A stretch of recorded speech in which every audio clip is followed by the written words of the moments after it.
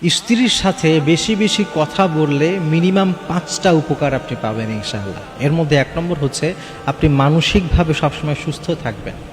2 নম্বরে আপনি প্রশান্ত থাকবেন, আপনার হৃদয়টা সবসময় প্রশান্তিতে থাকবে, টেনশন কমে যাবে আপনার। মানসিক যে চাপ এটা ইনশাআল্লাহ তাআলা কমে যাবে।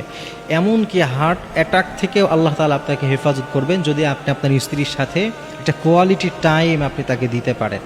এবং পবিত্র কালামুল্লাহ মাজিদের মধ্যে আল্লাহ তাআলা বলেছেন, অমিন আয়াতিহি আন খলাকা লাকুম মিন আনফুসিকুম আজওয়াজা লিতাসকুনু ইলাইহা ওয়া জাআলা বাইনাকুম মাওয়াদ্দাতা ওয়া রাহমা। সুবহানাল্লাহি বিহামদিহি।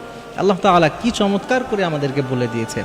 আল্লাহ তাআলা যে স্ত্রী দিয়েছেন, আল্লাহ বলছেন যাতে করে তুমি তার থেকে শান্তি পেতে পারো, এই জন্য আল্লাহ তাআলা তোমাদের মধ্য থেকে স্ত্রী নির্বাচন করে দিয়েছেন। এরপরে আল্লাহ তাআলা বলছেন স্ত্রী আর স্বামী স্ত্রী তাদের মাঝের যে বন্ডিং, এটার নাম আল্লাহ দিয়েছেন মাওয়াদ্দাতা ওয়া রাহমা। আল্লাহ বলছেন উভয়ের মাঝে আল্লাহ তাআলা এক চমৎকার প্রশান্তি আল্লাহ তাআলা এটাকে দিয়ে দিবেন, প্রতিষ্ঠিত করে দেবেন তাদের মাঝে। এই প্রশান্তিটা তো আমরা আপনার স্ত্রী থেকে আপনি পেতে পারেন। এজন্যে আপনার স্ত্রীর সাথে বেশি কথা বলেন, তাকে বেশি সময় দেন।